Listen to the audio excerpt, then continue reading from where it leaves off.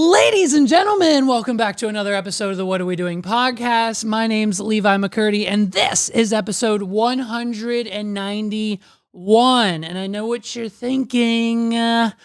Levi, why does your voice sound like that? It was a helium balloon incident, and listen, I'll explain it. I've got it planned for like episode 200. I'll probably tell you then. Next time we have a guest and they bring it up, maybe then I'll tell the story.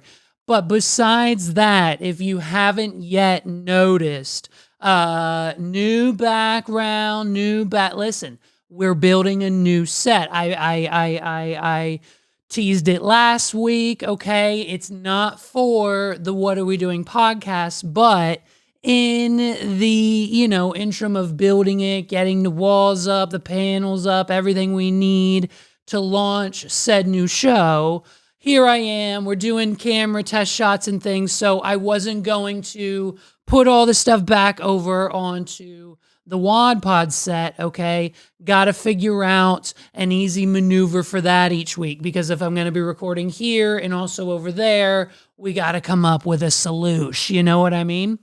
And so basically, you're getting a sneak peek. It's a soft launch, essentially, if you will, of the set for the new show.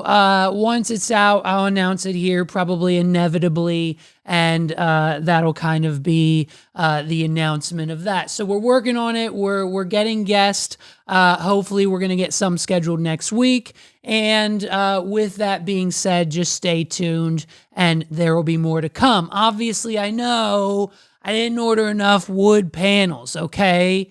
You know what I mean? Like my shiplap, my wood panel wall here is only half done. I don't need you to tell me. What are we doing? And so it basically, it's half done. I've got more wood coming. We're going to finish this wall. We'll probably get rid of the tube lights. Not sure if we'll keep those or not. Let me know in the comments if you like those. I placed them in 13 different spots before I hit record, and this is just what we landed on.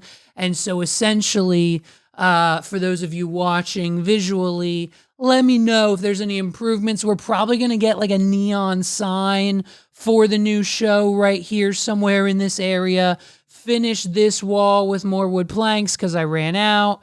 And then, also I've got a tree. I've got a tree coming. It's not an official podcast set in 2025 if you don't have a tree. What are we doing?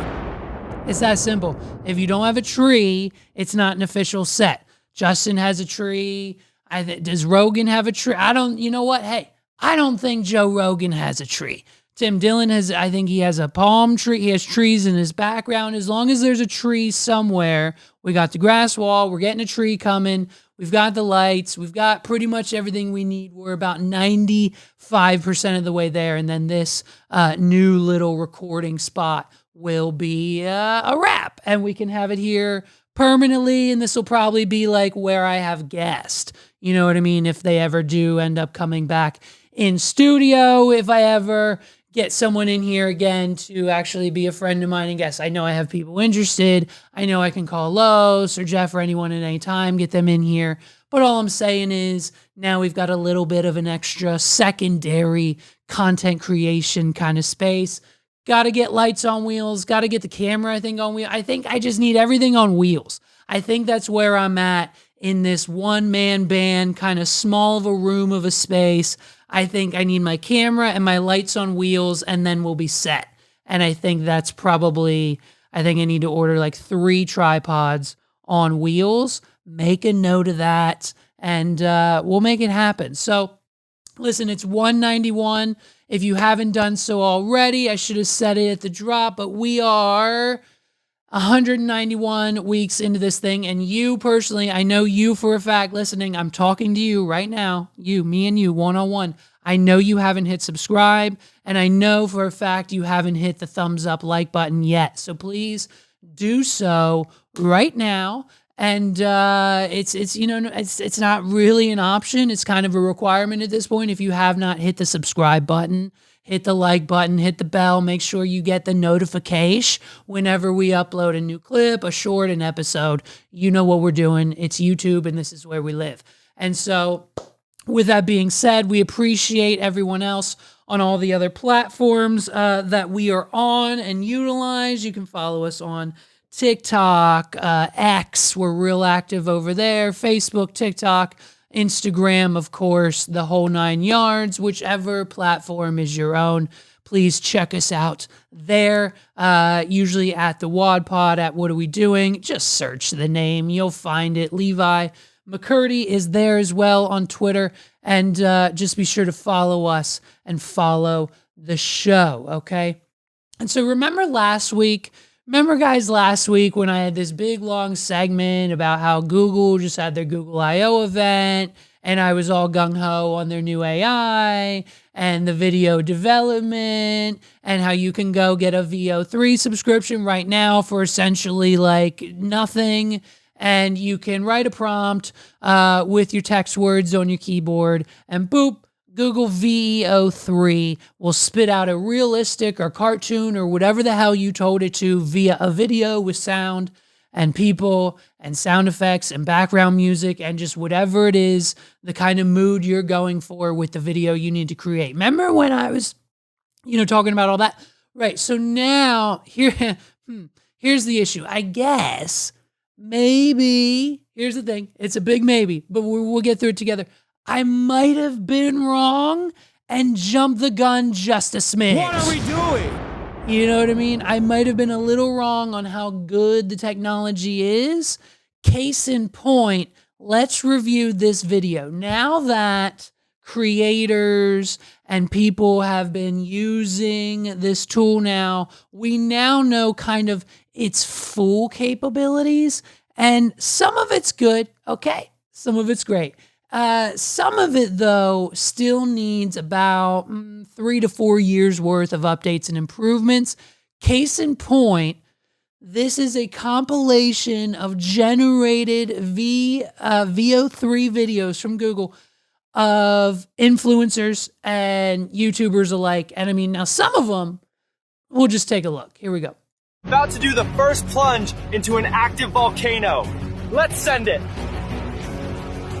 100% we spent real. $50 million to rebuild the Titanic just to sink it again. Last person to abandon 100% ship something Mr. Beast would do, you know what I mean? I covered my entire body in compost and waited to see what started growing. Running for my life on North Sentinel Island. Day 3. Should have picked Bali. All right. I've sealed my head in this plastic box, and I'm gonna try to read the entire dictionary before I pass out. I love that idea. You know what I mean? What are we doing? I love that idea. I love the idea of putting a plastic bag, like a trash bag. We fill it with air, of course, so it's full of air. And it's then sealed around my neck, and I have to read a book. Hey, Miss Talby, why don't we make it of mice and men? What are we doing? I was just talking to Justin about Miss Talby last weekend, so I think that should be the challenge. Instead of a dictionary, because Lord knows I can't get through a dictionary, I'm not going to go know how to pronounce 80% of the words, even though it should be there in the dictionary with the letter and everything. It's going to take me twice as long. So why don't we make the challenge? I put a trash bag or a bucket full of air, and that's all the air I have to survive. And then I have to read the entire of Mice and Men book before I run out of air and suffocate, and we just become a YouTube, let's do a crazy extreme Mr. Beast challenge video YouTube channel. What are we doing? I think that'd be a great idea. Is this actually AI? This one might be real. I think this might be real in the grand scheme of things. You know what I mean? Flying into North Korea with a lawn chair and 1,000 party balloons. Don't try this at home. Didn't someone already do that? I'm about to survive 100 days in the African savannah, only eating and drinking what my body already gave up. Basically, the circle of life.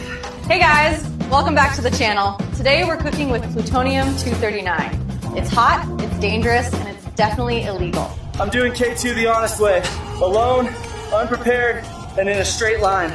Leave a comment for the search team. Oh my God. What are we doing? I don't think I really... Let me know what you think's worse. The fact that these videos now exist out there in the world, or B, someone had to prompt them up. Someone had to type these out. A guy in a tank top, overweight, climbing Mount K2, leave a comment for the rescue. Like, someone had to write these prompts. Or C, the inevitable, aka our parents, the inevitable people who will see these videos and think they're real. What are we doing? You know what I mean? Because at this point, I mean, we were all fooled. We were all fooled this week by the, what was it, a kangaroo? It was a kangaroo service animal on an Australian flight. And guess what, bro? It made headlines. What are we doing? So we are at the point now where major news outlets and article writers and influencers online who can sway the public opinion, that's why they're called influencers, because they have influence over us, me and you.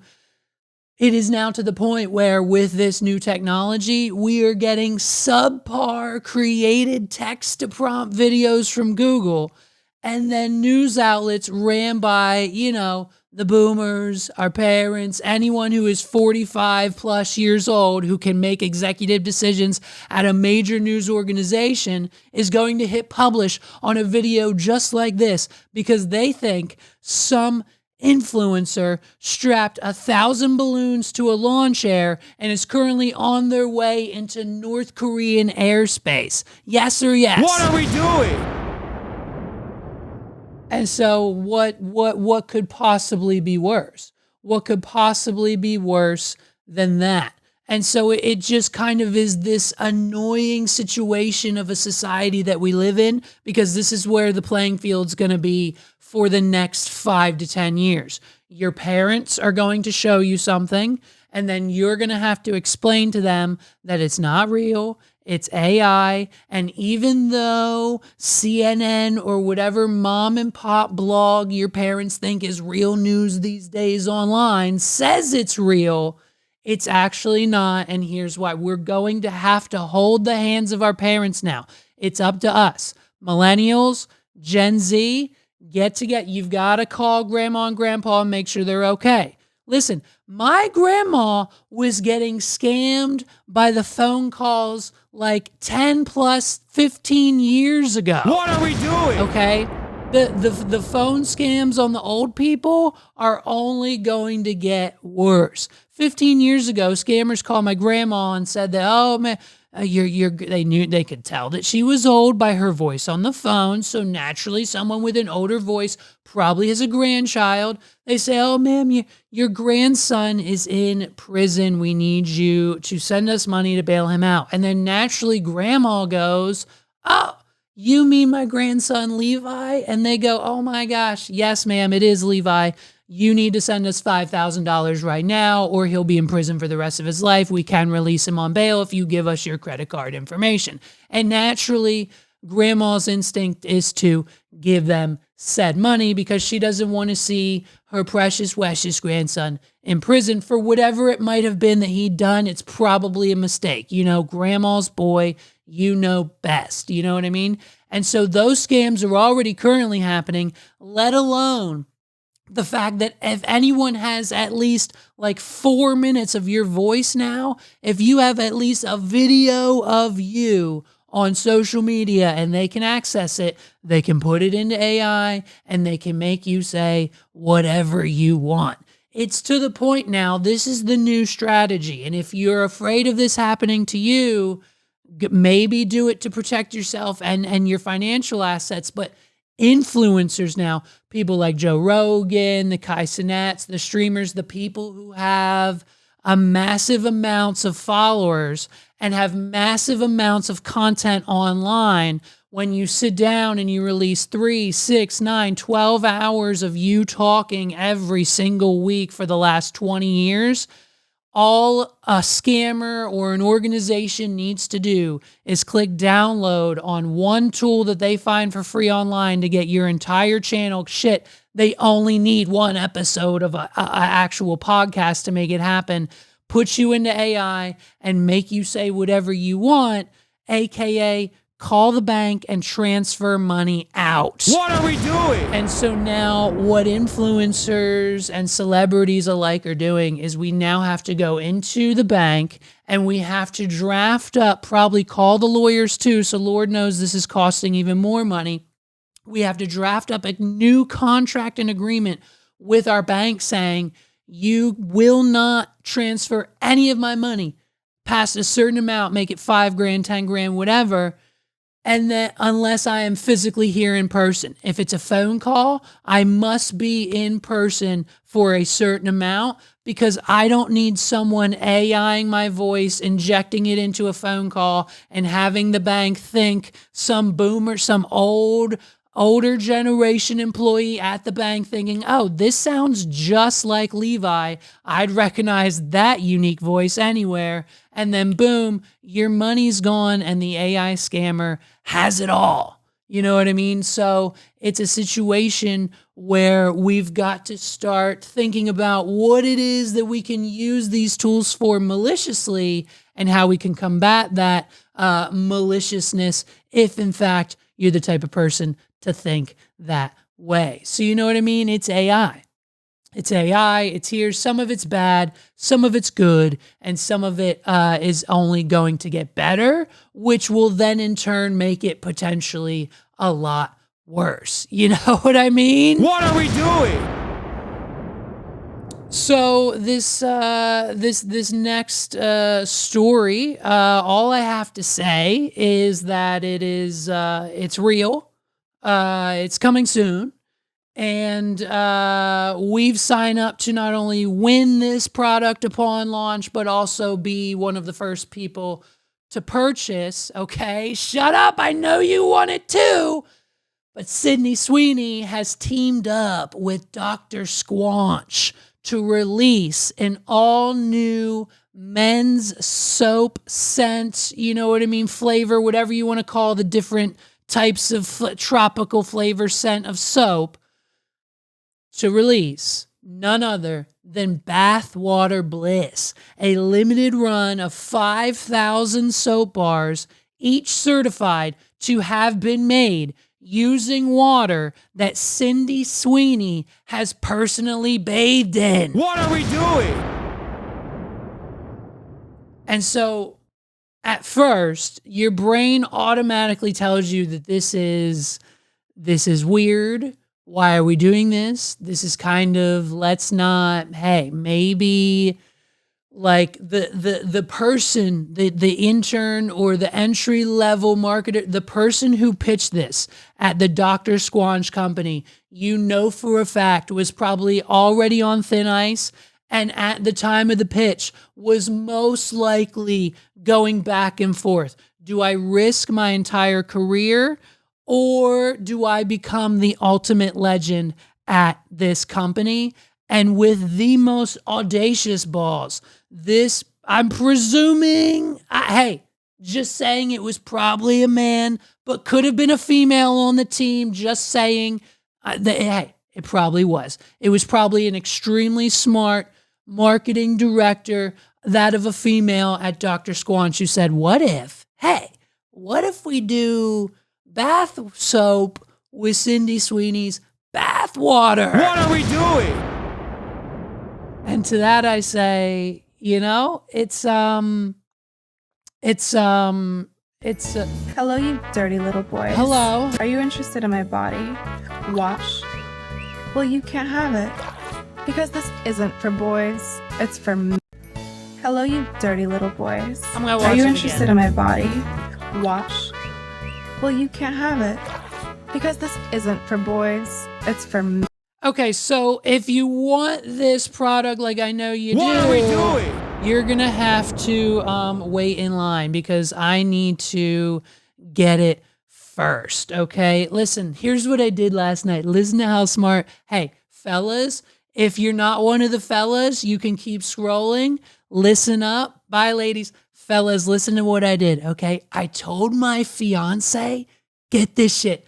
I told my fiance, I'm so fucking smart, dude. And guys, you're going to learn this podcast, education all the way.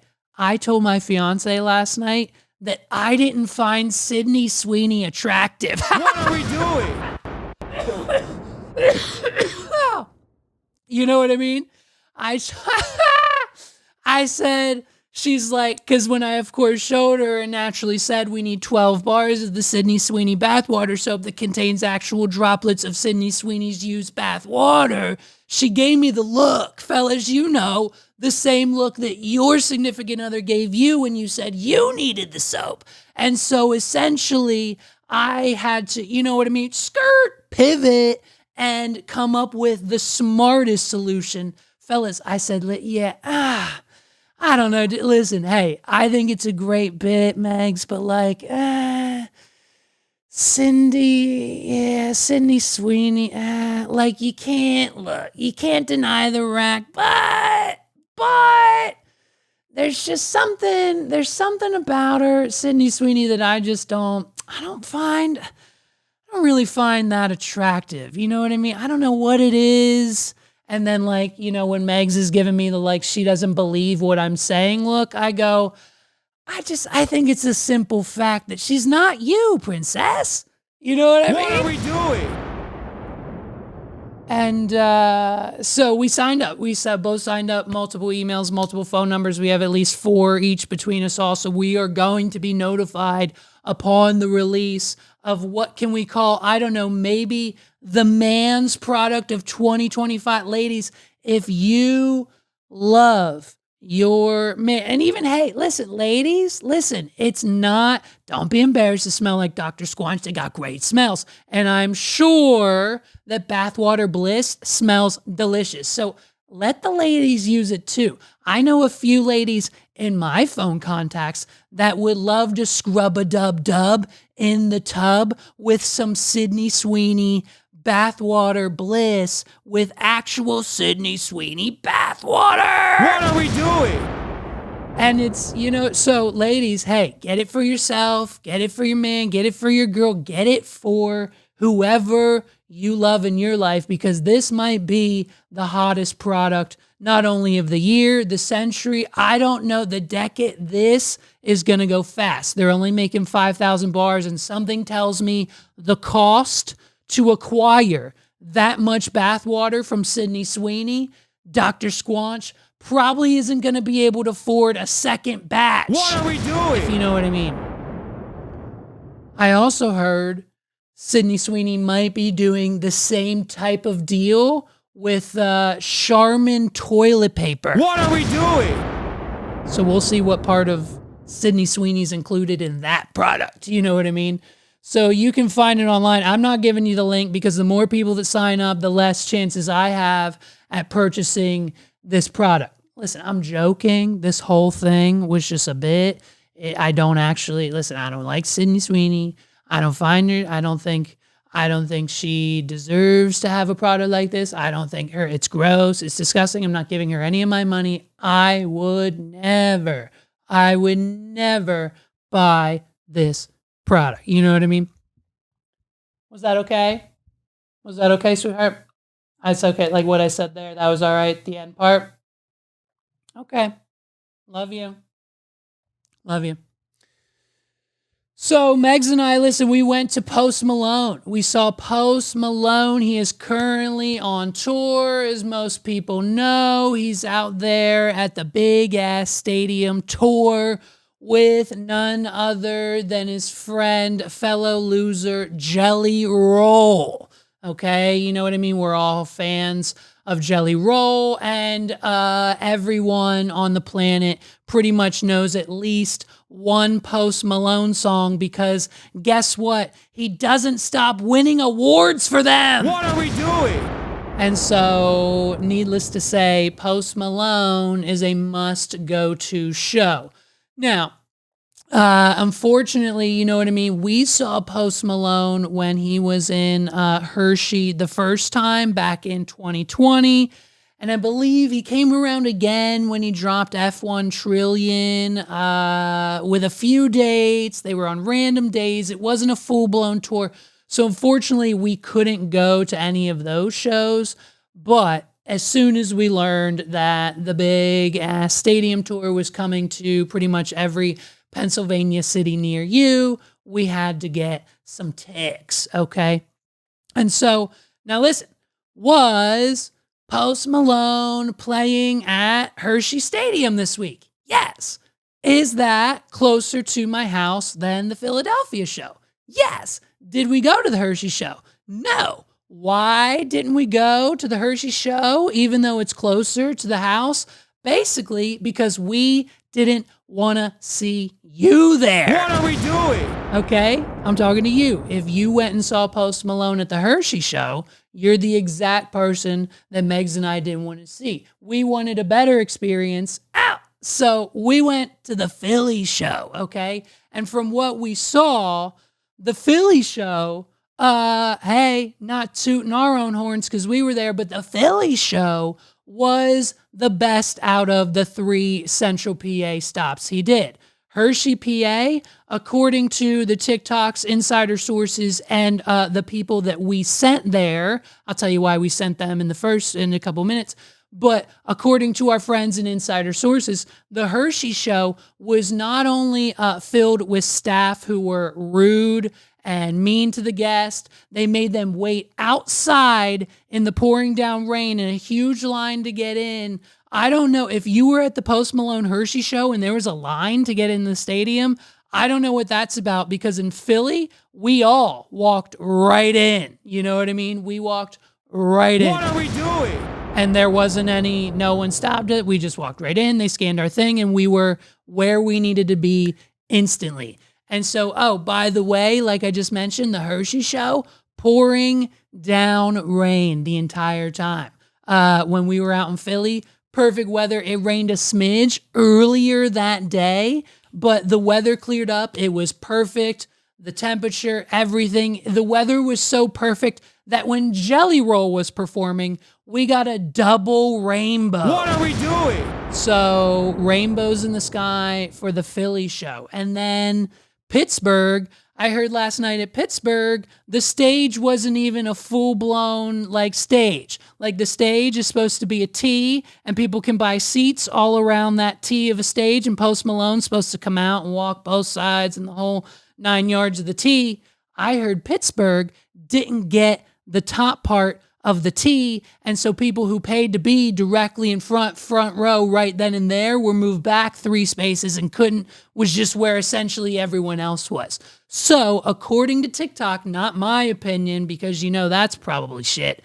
According to TikTok and everyone else I saw and witnessed and knew who went to the Central PA shows, sorry, but us who went to Philly got pretty much the long straw, and we got the best experience. It was a great show. It was fantastic. Okay.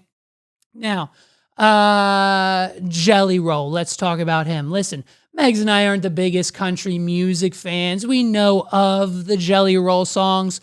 Can we sing them word for word like most of the people at the Jelly Roll concert? No, but we enjoy the music. He put on a show. He performed real good. In between each song, he did a mini church service, ladies and gentlemen, I'm not even supposed to be here. And by the grace of God tonight, Philadelphia, I'm here with you, breaking generational wealth. It's because of you. My homeless drummer isn't sleeping under a bridge tonight. Philadelphia makes ya. And so between every song to fill space, because Jelly Roll, unfortunately, doesn't have enough of his own songs to fill the amount of time he needs to be on stage that we all know and love. So he filled time with things like a cover. He did a cover of Miley Cyrus's Flowers. He did a cover of, I kid you not, Jelly Roll, the country artist, came out on stage during the Post Malone concert, did a full-blown cover of Up in Here Party Anthem by DMX. What are we doing? Y'all gonna make me lose my mind at a Jelly Roll concert? At a Jelly Roll concert. Kind of whatever. He did another cover. He did his Country Road song. It was a good show by Jelly Roll. But the main moment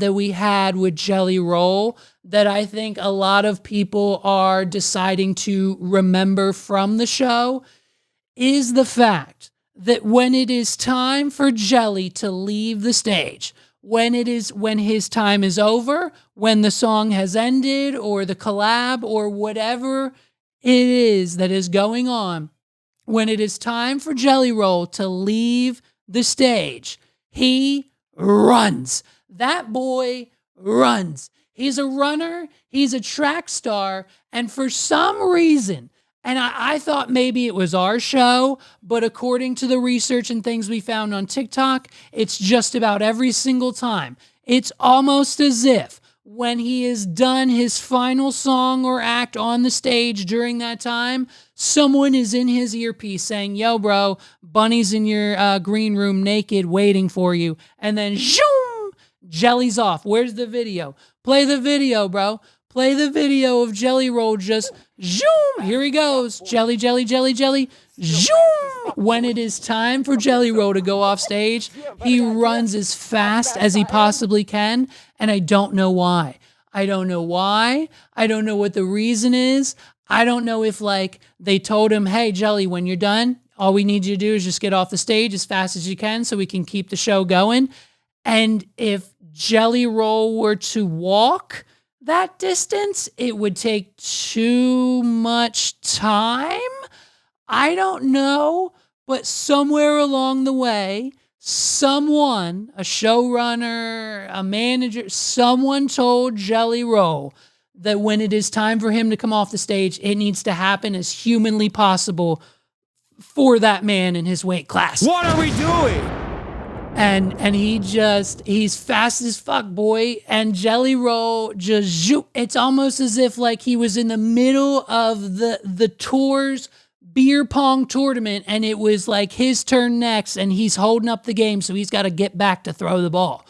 He comes out, he does Losers with Post Malone, and then zoom, he is off the stage, so he is not taking up any more of Post Malone's time or any more of his spotlight. Maybe it's a respect thing, maybe not, but if I was Jelly Roll, I'd probably not risk falling down and tumbling into the audience, and maybe just from here on out, take your time. What are we doing? I don't think we need to run that fast off the stage. I think we can spare an extra 30 to 45 seconds to get Jelly Roll safely back to where he needs to be after his cameo roll. And so I think cameo roll. What did I say? I said cameo roll because I got his name Jelly Roll in my mind. After his cameo. Christ, the English language, dude. And so basically now I just need, my goal in life is to have Jelly Roll on this podcast. I need Jelly Roll on my podcast. And the first effing question I'm asking him is not how he came up, not how his life has changed, not how Bunny's doing. I'll ask him all those same questions. But the first question I am asking Jelly Roll, I'm not even going to introduce myself, say, what's up, bro? Hey, why are you running so fast? What are we doing? And then hopefully get an answer as to why Mr. Jelly feels it necessary to run that fast off the stage. Now, before we get to the main meat and potatoes of the show, aka Mr. Austin Richard Post Malone. Austin Richard Post Malone. I'd never realized the man's got 4 names. What are we doing? We just call him Post Malone, cut it down by 2. Let's talk about the attire, because Megs going to this concert had one goal in mind. Cowgirl sexy, also, aka the sexiest bitch in the stadium. And guess what? By God, on God, 100%, not even a bit, not joking. Megs was the sexiest bitch in the goddamn stadium. What are we doing? I looked high and low. Megs looked with me. Every other female that we remotely slightly found attractive, I'm sorry, in our opinion, fell into second, if not third or lower down of a place in the rankings compared to what my badass fiance had on. Okay? We're talking shimmy dress. We're talking cheeks out. We're talking sparkly boots. We're talking sparkly light up cowboy hat. We're talking Megs had a goal and she knocked it out of the goddamn park. What are we doing? So when I tell you that basically the comments just coming in as soon as we stepped out of the car to walk into the stadium, we heard things like, "Oh my gosh, you're the cutest human being alive. Holy shit, I love your outfit. You go, girl. Look at you. Love your outfit." And about 19 other Chat GPT generated comments along those lines that other females were shouting at her as we walked by. What are we doing? And so naturally, as Megs is planning this sexy wexy, look at me, I'm at a Post Malone concert, I'm the sexiest bitch in the stadium outfit, I needed something to go along with it. Okay, so for me, I went straight Post Malone mode. Okay, we did everything Post Malone would have, you know what I mean? Like it would have been an outfit he probably would have picked out for himself. I'm talking Levi's, okay? I got my 511s, baby. I got my 511 Levi's, okay? Shorts, jean shorts, cut off at the knee, Levi's jean shorts, white t-shirt, and boom, just for Post Malone himself, even though I don't really watch the sport, a effing Cowboys jersey, dude. I got myself a crop top, men's, I'm pretty sure is it men's or women's, I don't know, but it was kind of it was a fashion thing, you know what I mean? There's photos on the screen. Cowboys jersey for none other than my man, Post Malone. What are we doing? Now, what Megs and I both failed to realize during the planning of my outfit was that it would generate the exact opposite effect that hers did. And I don't know if maybe that was her plan all along, prop herself up while I'm being literally stomped to the ground. But hey, we love her anyways. It's Megs, okay? She can do no wrong. And so when I tell you that we didn't realize or put two and two together that we were seeing Post Malone in Philly. What are we doing?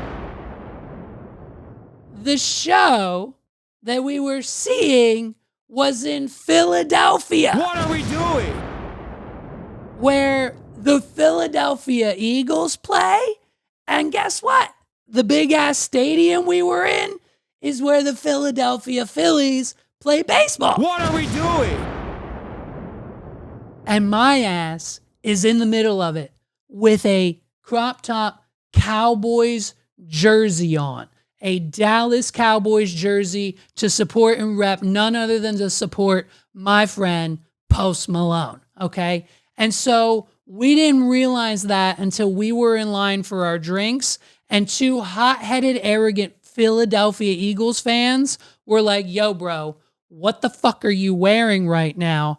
And I said, "Listen, man, it's just a thing. It's a fashion thing. I tried to explain myself. I'm like, listen, I don't watch football like that. And hey, guess what? When I do watch football, I'm usually rooting for either the Eagles or the Steelers. So it's just, we're at a post." I try to explain to them, Post Malone, freaking Cowboys. Post Malone loves the Cowboys, okay? And I'm trying to support him. Post Malone came out in the show. He's wearing a goddamn Philadelphia Eagles shirt, okay? And so I'm the only one. I think there might have been one or two other people, but I'm one of the very few people in that stadium that actually had a Dallas Cowboys jersey on. So these two hot-headed Eagles guys, we get in front of them to get a drink. Little buddy comes around, puts his hand on me to turn my chest towards him. I swear to God this happened. Megs was right there beside me, just to see what the jersey was or what year it was from or whatever. And then they snickered off and like gave me a dirty ass look. And I turned to Megs and I said, "Did that man just put his fucking hands on me?" What are we doing? And so she calmed me down. She told me to ignore it. We weren't trying to fist fight at the Post Malone concert over a jersey that I don't even give a shit about. It was for the show. It's Post Malone. And so it happened once or twice more. No one else put their hands on me that evening. But then we finally get to the Post Malone part of the evening. So everyone's back to their seats. All the seats are full. It's a sold out show. And these two people behind us come in line. They're about our age, you know what I mean? 30s probably. And they're behind us. And little buddy goes right behind me in the back of my ear and says, real bold move wearing that jersey in this town, huh? And I couldn't take it. Ladies and gentlemen, I couldn't take it anymore.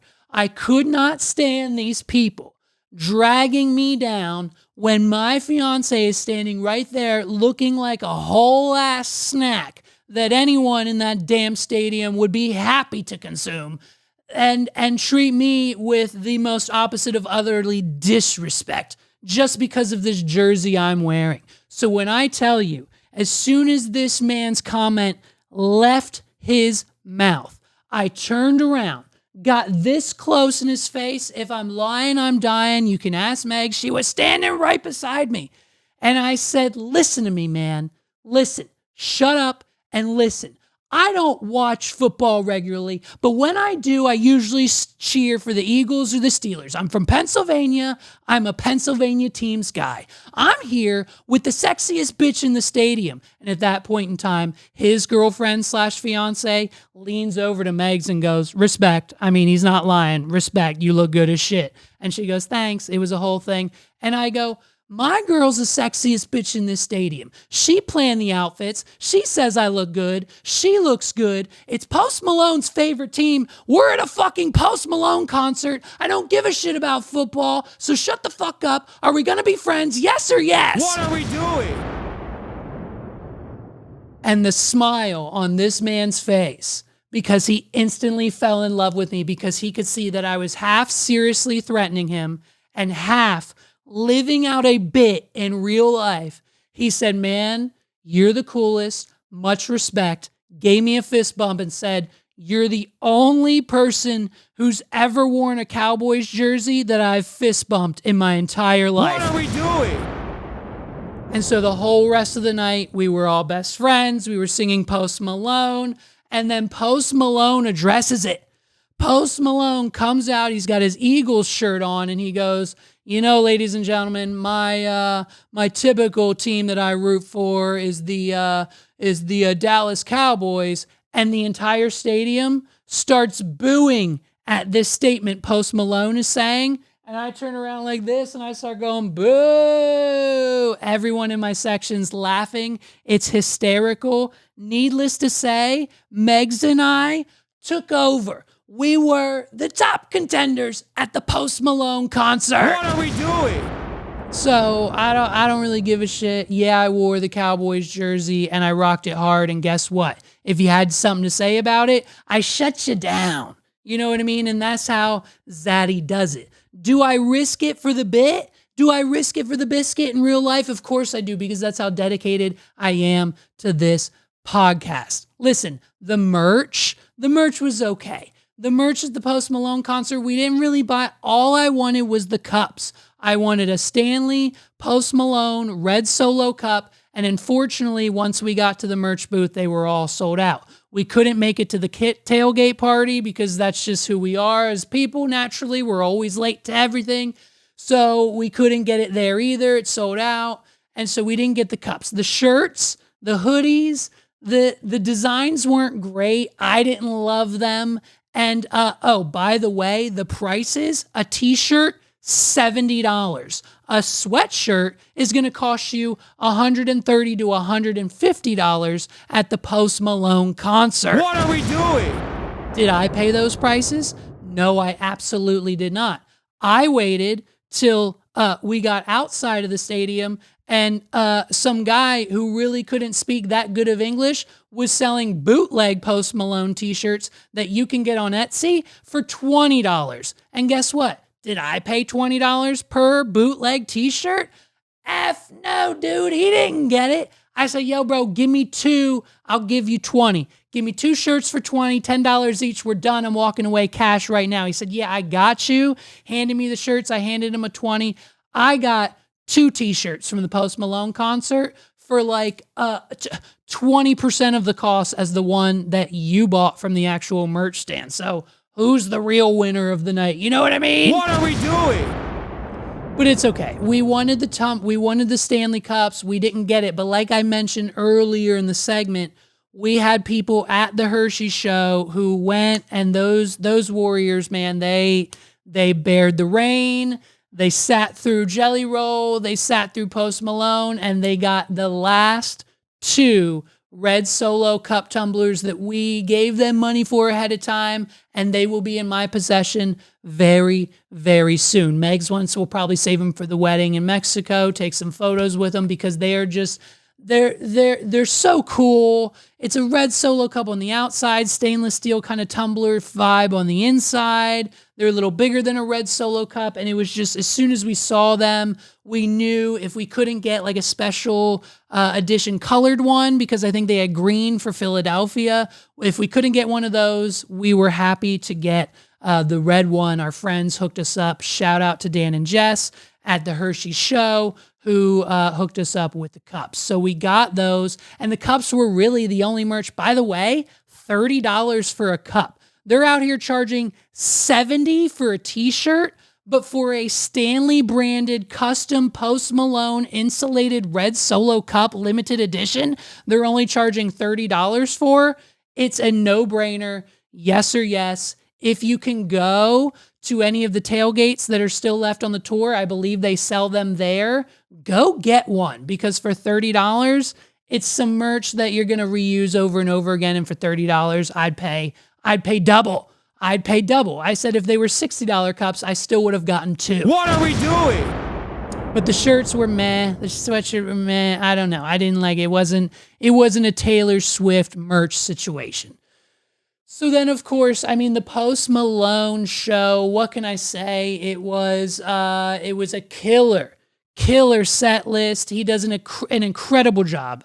His band, himself, the performance, the job of intermingling his hip hop, rap, R&B, the country stuff, interweaving all of his different sounds and genres and tempos is pretty much essentially what Post Malone does best. I mean, the set list included new stuff, old stuff, stuff in the middle of his career, just everything that we have come to know and love. I believe it was, 27 songs? Here's the whole set list right here. He kicks it off with what we think is one of his best songs. Okay, Megs and I are obsessed with this song. We love it. Texas Tea. So we start off the show with Texas Tea, killer. Then we go right into Wow. Then Better Now, Lemon Tree, Wrong Ones, Go Flex, Hollywood's Bleeding, Fall Apart. Then Jelly Roll runs back out on stage, does the song Losers, which is a banger with Post Malone. Then as soon, and not a second after that song is over, Jelly Roll runs right back because he can't be on stage for more than 45 seconds without singing. Then we do Goodbyes. Then Post Malone does Mexico, What Don't Belong to Me, Feeling Whitney, Never Love Again with Sierra Farrell. She couldn't make it to the Philly show because her bus broke down, so I don't think he did that one. I don't know. I might not have been paying attention. Circles, White Iverson. Bro, Post Malone, legend. He does the song White Iverson and goes, yeah, shout out to Philly. Hey, here's Mr. Iverson on stage, okay? So Post Malone brings out special guest appearance Allen Iverson, and everyone loses What are we it. doing? Everyone loses it. He comes out in his jersey. Post Malone's halfway through the White Iverson song. It's a moment. And so naturally, to give a finale to my night of a living bit with the people behind me as I'm wearing a Cowboys jersey, I turn around to these strangers who I just met a mere few hours ago. We're all best friends now. And say, hey, who was that on stage? What are we doing? And he's like, I can't believe you just asked me who Allen Iverson was. I fist bumped him again because he knew I knew, and we got each other, and we finished the effing show with Psycho, Finer Things, Pour Me a Drink, Dead at the Honky Tonk, Rockstar, I Had Some Help, Sunflower. Then Post Malone goes off stage for like 4 or 5 minutes, gets hooked up to a box, gets lifted in the air just a little bit. His feet never left the ground. And does congratulations in this light up box in the sky. in the middle of the whole stadium. Needless to say, it's a killer effing set. It's a killer show. And hey, guess what, dude? Hey, guess what? No wires. What are we doing? No wires. No wires. Post Malone was never attached to a harness. Post Malone was never lifted into the air like the archangel he is. Post Malone was never flying through the stadium in a car like Beyonce. It was never a Katy Perry just flipping out of control into a void type of lift me into the air, because I think that's going to make my concert way more interesting than if I just stand here on stage. What are we doing? Thank the Lord, and I knew Post Malone would never, but thank the Lord there was not any amount of time that Post Malone ever just kind of floated off stage where his feet hovered off of the ground and he was lifted up and hoisted into the air for no reason, presumably no reason. Hey, Katy Perry, why are you on wires? Hey, guys, stop putting wires on a harness and spinning over the crowd. That doesn't do, what is that for? I don't get it. What are we doing? I mean, it's just an overall incredible show, okay? And it's the energy. It's the energy that not only Post Malone brings, but the fire and the fireworks and his stage presence and just the band and everything that they put into this Post Malone production. The energy fills the room, and it really doesn't matter where you sat. You could have been right up front like us. You could have been way in the back. We still had to watch the screen half the time because of the way they have the stadium set up. It's fine. But at the end of the day, the energy of the show is the experience. Like, if you're not a concert going person, we don't go to we're not concert people, you know what I mean? But the energy that Post Malone brings and the emotion, once you absorb the energy of the show and then fully grasp Post Malone's emotion throughout the entire thing, it just fills you up, overwhelms all of your senses, and the only thing you can do is just stand there either with your hand in the air or your drink, or just be in that moment. And that, to me, is worth every single penny. If you can get yourself to a Post Malone show and you're even remotely a fan of his music, even if you don't give a shit about Jelly Roll, I'm telling you, it is an emotion of a feeling of an energetic being that just kind of takes over for the whole thing. You forget where you are. You forget what time it is. You forget what day it is. You forget everything going on in your life up until that moment, because the energy and emotion and just seeing him that far away from you perform what has now become essentially his life's work up until this point. It is an experience that you can only experience in person. And unfortunately, you get nothing on the TikToks and just watching videos of it. You have to go and just be there and feel the rumble of the speakers and the bass and him singing. And it's overall 100 out of 10 out of 10. We couldn't have asked for a better weekend in Philadelphia seeing Post Malone. What are we doing? I know I said it last week, and I signed Justin Bieber up for a small residency / a few shows at the Las Vegas Sphere. I know we've got a long list of people and shows and productions we've got to put on at the Sphere in Vegas. But if we could work on getting Post Malone into the Sphere at Las Vegas sometime within, I don't know, the next 3 or 4 years, that would just be icing on the cake, peachy keen. Let's make it happen. I would pay. Megs and I, we've now experienced Post Malone multiple times, multiple cities, multiple tours, multiple experiences, and we both agree that something like the Sphere would just be an eccentric experience just for anyone who can make it there, and we would probably be willing to pay just about any price and do just about anything to make that happen. So believe me, as soon as Post Malone is ready to go with his Vegas residency in the Las Vegas sphere, we'll be there. You know what I mean? Right after the Justin Bieber show. Okay. Oh, and by the way, speaking of Justin Bieber, can we just talk about the mere fact that his wife, Miss Hailey Bieber, just sold her beauty makeup brand company, Rhode Cosmetics, for $1 billion. What are we doing? Now, to that I say one of two things must be at play here. Either, and hear me out because this is a big either or, either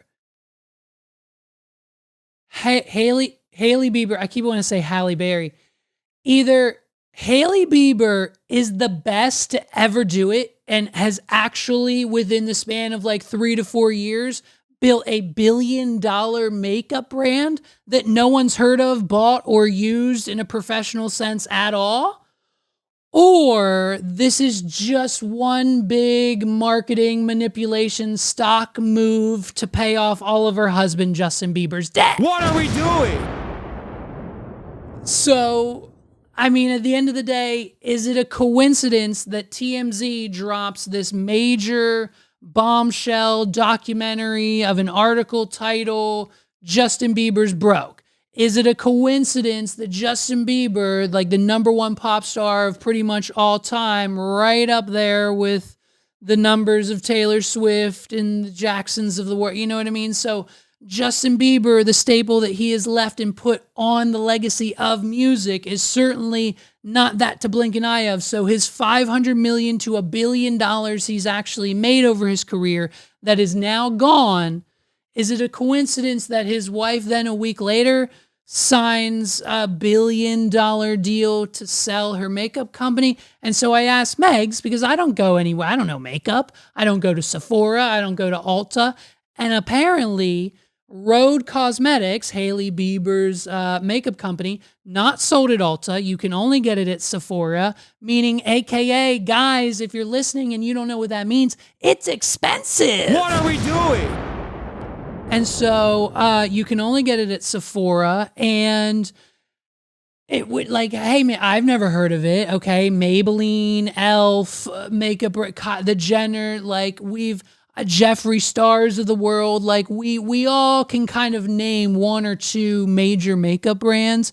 But when I asked Meg, she's like, I've never seen or heard of any TikTokers, the Michaelas of the world, like the people who are in the makeup space, the Kylie Jenner, whatever. No one's talking about Rhode Cosmetics. So why is the company worth $1 billion? What are we doing? Is the major question. And so at the end of the day, listen, for those of you who don't know how business works, this is a Shark Tank kind of situation, okay? Hailey Bieber doesn't get a check for $1 billion, nowhere close. There's no way that Hailey Bieber's cosmetic company was acquired with her owning 100% of the equity. She has definitely stood in front of or has legally had to give percentages of this brand or company away, or just even signed on to it in the first place, being maybe a majority stakeholder in the company, but there's no way she owns 100 of it. So that $1 billion after taxes and fees and everything happens, the Biebers will probably end up getting, oh, guess what? The debt to cover Justin Bieber's $200 million. So it's interesting. It's money moves, but this is how the celebrities do it. If you and I need to make a little extra cash this weekend, we sell our old Game Boy and shit laying around the house, the old Nintendo Wii we haven't played with on Facebook Marketplace for like $20 or $30 just to get by. The Biebers sell off major portions of their company to other companies, much like we do. They sell off their stuff, but their stuff's just worth billions and hundreds of millions and millions of dollars. What are we doing? So listen, according to, you know what I mean, the people over at Elf, they believe that Hailey Bieber is a makeup genius. She's a marketing guru. She's a makeup genius. And even though no one's ever heard of Rogue Cosmetics. They were just acquired. Congratulations to the Bieber family. I'm sure now your finances are, figured out. But now that they've sold the company, they're just that much richer. And like, it's not like this whole notion of the celebrities and then debt, and you got to have debt to get more debt, and you take out debt. And it's just when hundreds of $1 million are at play, the $1 billion deals seem a little suspicious. You know what I mean? A little bit suspicious. So here's the thing. Criss Angel's stuff is for sale. Speaking of celebrities needing money, again, this is just what happens. You and I have Game Boys and Funko Pops laying around for tens and 20s and hundreds of dollars to sell. People like Criss Angel, they have magic props to sell for upwards of 50 grand. What are we doing? And so I don't know what this means. I don't know what Criss Angel's studio warehouse sale means for him. Maybe he needs money. Maybe they need just to get rid of it so they have room for new and bigger, better illusions. Maybe a new show. Maybe he's retiring. Let us hope that that's the case. But all I'm saying is, it's a little suspicious when people like Criss Angel start selling off their warehouse of secrets in a studio sale. Okay, and by God, much like on the top of this website, all prices are slashed, okay? Everything's got to go. Liquidation, on sale, Criss Angel Studio, happening May 31st and June 1st from 10 a.m. to 3 p.m. in Las Vegas, Nevada. This is your opportunity. If you yourself personally have ever wanted to own and be able to perform the illusions that you see people like Criss Angel and Doug Henning and David Copperfield and David Blaine, if you want to be a stage magician and you're like, where do I buy? Do I have to buy something? Do I need prop? This is it. You need to go check out Criss Angel Studio sale because everything must go. And when I tell you, I mean, it's crazy. It's crazy what he's selling here. Look at this, dude. Hey, I'm probably going to buy this one. What are we doing? Criss Angel's chopper appearance illusion, dude. Go ahead. Let that sink in. I'm going to be the new owner of Criss Angel's chopper appearance illusion. Go ahead. I'll let it sink in while I take this sip of water.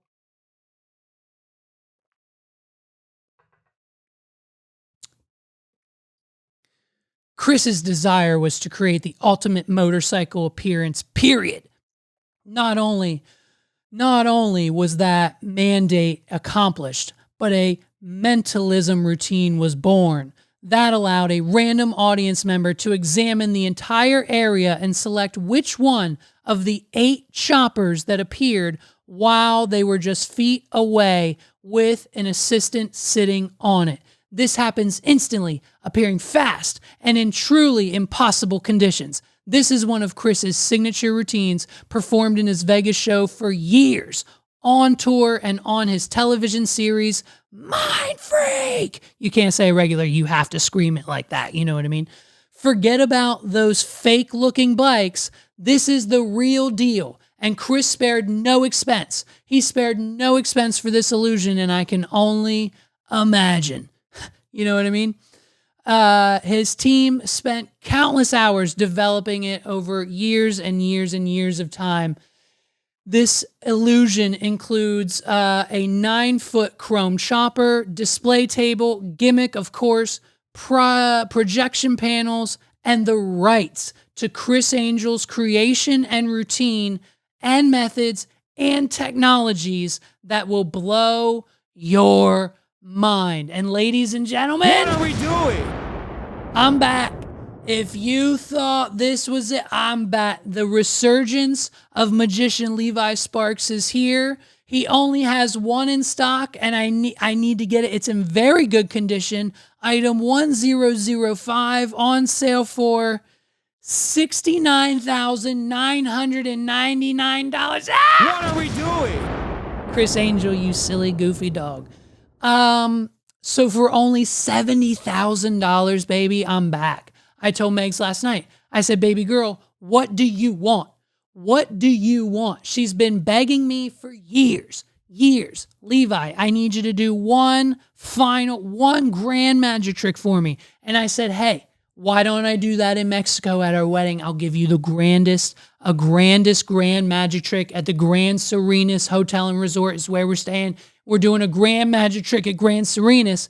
And so I said, hey, babe, do you want a card trick or do you want me to make a 9-foot Harley motorcycle appear on the rooftop deck, pool and bar and sauna of the grand presidential suite that we're staying in? What are we doing?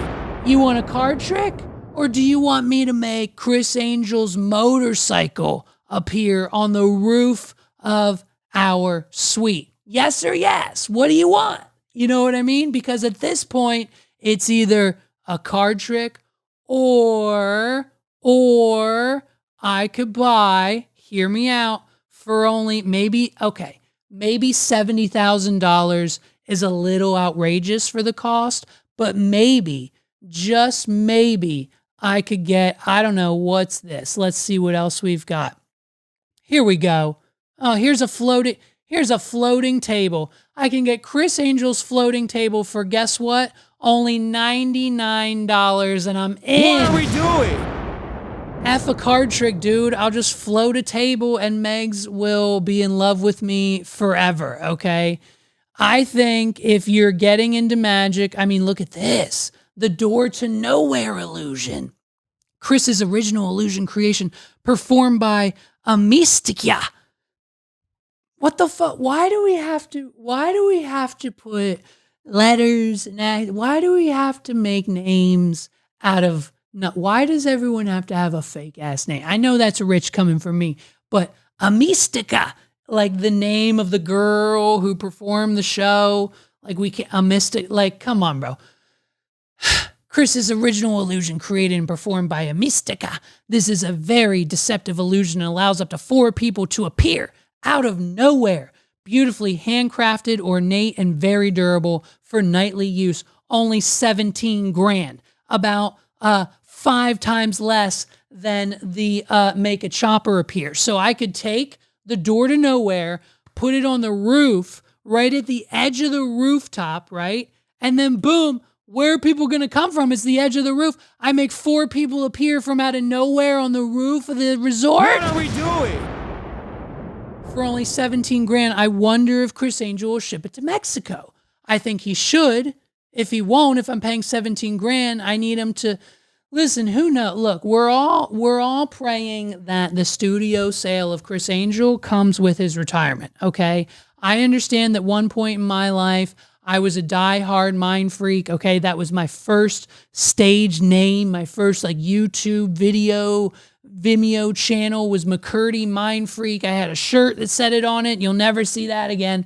And so it's a situation where I was young and I was dumb, and now we understand it. We understand now why and how Chris Angel is and came about and what he does and where he does it and the fact that it's all just kind of, it's not real. And so at the end of the day, and I understand, I'm not saying magic is real either, but when you watch things and people perform over the last 5 to 10 years, like David Blaine, who are innovating what magic is and blurring that line between real and reality and illusion and human feet and discovering what's actually possible out there, you start to become more and more numb to things that like Chris Angel are doing. When you see David Blaine actually setting himself on fire and then jumping off a bridge, that is a little bit more magical, I would say, as the definition, than, I don't know, Chris Angel using a stage prop to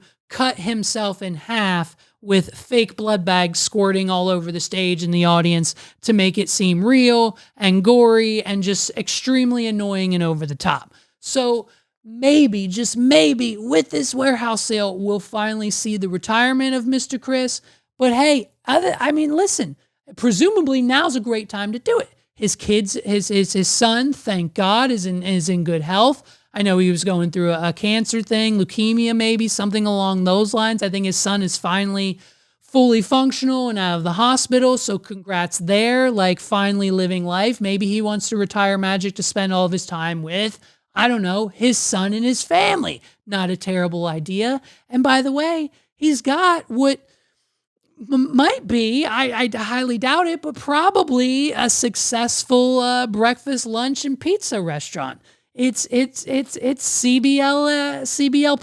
It's CBLP. If you're in the Las Vegas, not the Strip, nowhere near the Strip, it's like 2 hours away from the actual city of Las Vegas. So you got to drive really far. Go get yourself some breakfast, some lunch, and or some pizza from Chris Angel's one of one own branded restaurant. And guess what? You got a little kid, you get ordering off the kids menu. Each kids meal comes with its very own trick that Chris teaches you himself. So, I mean, it's a Magic inspired pizza place. And listen, all I'm saying is if you have a pizza place and you try to sell or serve literally anything else as a normal restaurant, your pizza is shit. If you have pizza on your menu and you have a list of like 5 to 10 specialty pizzas like a normal pizza shop, but also have things like breakfast, like omelets or lunch sandwiches, things that you wouldn't normally find at every other pizza shop, your pizza, terrible. What are we doing? I guarantee it. There's a place right down where we live. It's called Breakfast and Pizza. And if you think that their breakfast is any good, spoiler alert, I'm gonna just tell you their pizza is probably not good either. And I haven't even tasted it. And so it's a golden rule that if you are not fully dedicated to your pizza as a pizzeria, I'm sorry, but your pizza, not that great for me. There's never been a combo breakfast, lunch, and pizza restaurant that had immaculate pizza as well as delicious food in every other category. I'm sorry, but hey, maybe Chris Angel is the exception to that. You know what I mean? What are we doing? So, you know, if you've ever wanted to become a magi professionally or as a hobby, check out chrisangel.com is where you can find all of the warehouse items for sale ranging from hundreds of dollars to $80,000. But hey, it's an investment. Invest in yourself, invest in your career, invest in your dreams, and you never know where you'll end up. If you invest 70 grand into an illusion that makes a motorcycle disappear that you bought from Chris Angel's warehouse sale, that could probably land you a residency at a C or D grade shitty hotel in Las Vegas for like, I don't know, 10,000 a show for like 10 show, maybe. Like, you'd at least make your money back. If you went to any production, any stage, any theater in the country and said, hey, I'm a magician, I have an hour to an hour and a half long show. And by the way, the grand finale is me making a full-size 9-foot, fully functional motorcycle appear on stage. And by the way, someone from the audience picks which version of my bike gets chosen to be on that we make appear. So it could be this one or this one. So it's not just like we have that one loaded up. It's a crazy illusion. They would sell you a show instantly. So, I mean, the investment is there. The investment's there, but I just don't, I feel like you probably don't have what it takes. So I'm going to go down to the warehouse, get the motorcycle illusion, and then boom, announce my comeback as a professional magician in Mexico come mid-July. You know what I mean? What are we doing?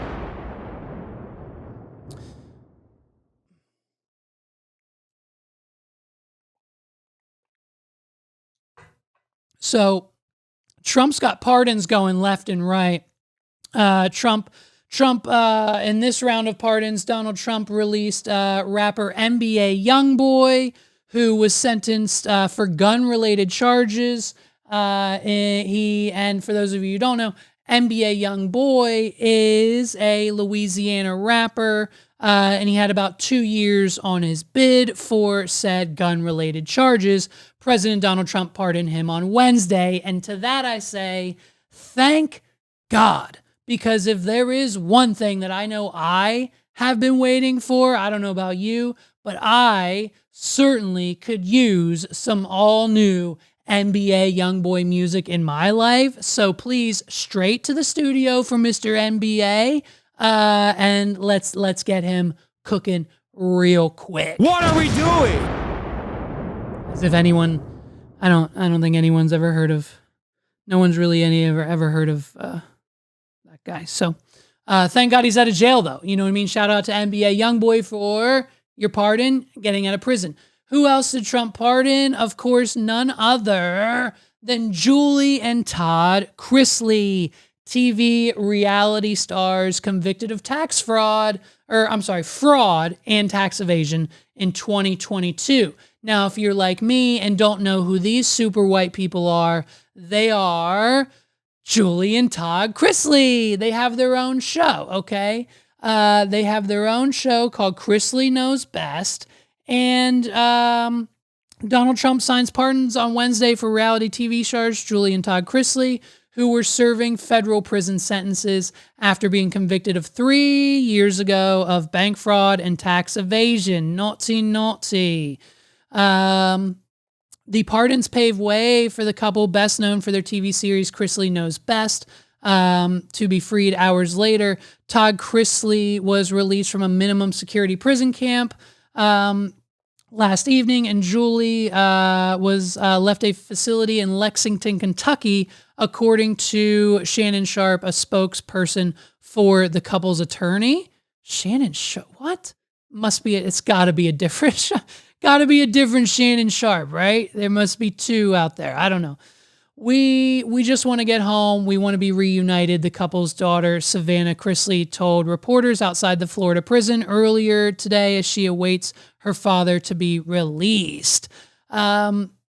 You know what I mean? And so if you've never seen the Chrisleys Know Best, I can't even say the damn name of the show. The Chrisleys Know Best. They're just a bunch of idiots. Like, there's no, like, watch this clip.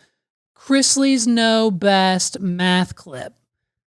Is there a math clip? Yeah, right here. Watch this right here. Jack had $10. He bought a pair of socks for $2.30 and a pair of gloves for $5.50. How much money did he have left? Add those two together Can you give me the paper, please? Subtract it from the 10. I don't know which is worse, sitting here watching y'all try to teach him math or me thinking that y'all could teach him math. Daddy.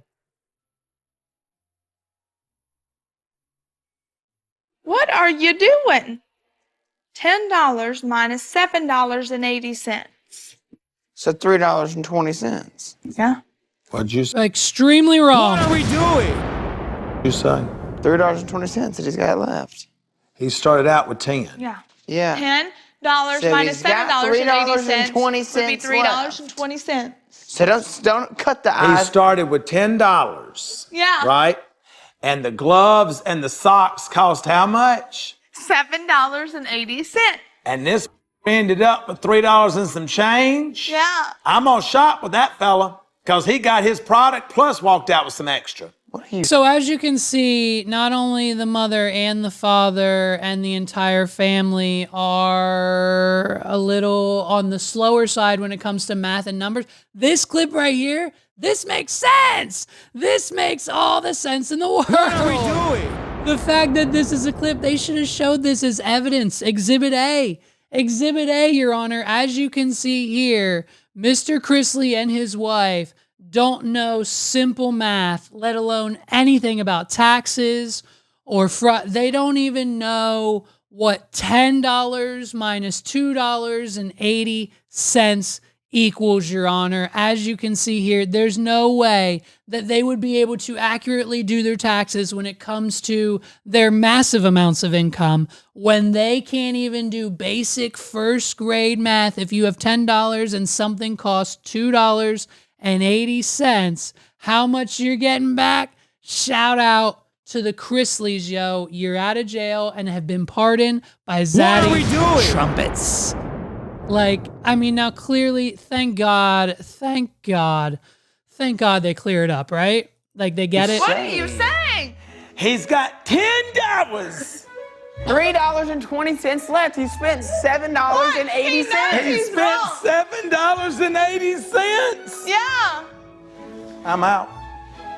But that's Love it. not extra. Take $7.80 from 10. I get that. That's what I was saying. $3 and You idiot. Gracie, you come with me. Is it safe to say they deserve to be in jail for tax fraud? What are we doing? You know, but I'm sure because of the show, they probably listen, here's the issue. So what? They need a climax of the reality show? They need a climax for season 6. So what better way for them to create a viral moment on the upcoming season of the reality show, because them getting pardoned by Trump and released out of prison like this week is going to be footage that they're using in the upcoming season of Chrisley's Know Best, their reality show. So what better way? What better way to blast through the ratings, get renewed for yet another season, and 180 the entire narrative away from your crimes and put the attention back on your reality show than to have the 47th president of the United States personally call your daughter and let her know that mommy and daddy are coming home? What are we doing? This country has one of the most patternistic societies. I mean, Gypsy Rose kills her mom. Get her another season. What are we doing? You know what I mean? These guys, hey, tax evasion, they were just trying to put Donald Trump in jail for tax evasion and inflating the price of a condo. What are we doing? They don't need to be in prison. Get them out. You know what I mean? Get them out. Get them another season. And not only is that seasonal rating through the roof, Donald Trump is now, as soon as that airs, and in this moment, once again, the hero. Through the roof, the ratings, the whole thing. Hey, how much money do you think they donated to the Trump campaign to make this happen? What are we doing? And by the way, Zaddy Trumpets, you out here just pardoning reality TV stars. Excuse me, what about Joseph Maldonado? What are we doing? What about Joe Exotic, huh? You've heard his name how many times? How many times have you heard NBA Youngboy? How many times have you heard about the Chrisleys in your ear at press conferences, from social media, people on the streets? I haven't. I've seen them asking and talking to you about Joe Exotic. So let's take a look at that case, okay? Because why haven't we pardoned, if we can get the Chrisleys out, if we can get NBA Youngboy out, if we can get Lil Wayne, if we can get all these other people who have drug and gun and tax evasion type of crimes pardoned by the President of the United States, why is it so hard to get Joe Exotic out of jail? What are we doing? Joe Exotic didn't hurt anyone. He never paid anyone to commit a crime. He had no plans to hurt anyone or pay anyone to commit a crime, and has had no prior criminal record, and is not a danger to anyone in this country, and or when he eventually just goes to Mexico to live forever on a beach with his husband. What are we doing? But according to insider sources, it's not all, it's not all lost for our good dear friend, Joe Exotic, okay? Sources with direct knowledge tell TMZ a pardon for Joe Exotic remains a possibility, dude.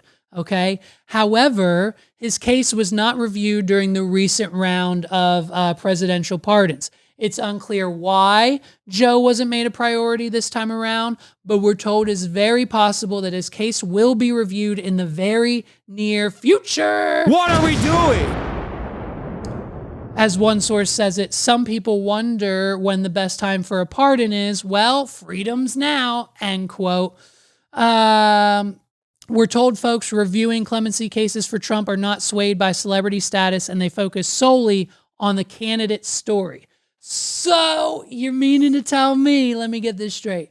A gay man with prostate cancer who never hurt anyone, paid anyone to do so, or has no prior criminal record, or is not a single ounce or percentage of danger to society. He just wants to live with his husband and cuddle some tigers, maybe eventually, is a better story than the closeted gay guy who frauded the government out of tax, IRS, taxes, the whole 9 yards. That guy? What are we doing? That's a better story? Chrisley's a better story? I mean, like, what happened? Be honest, guys. What happened?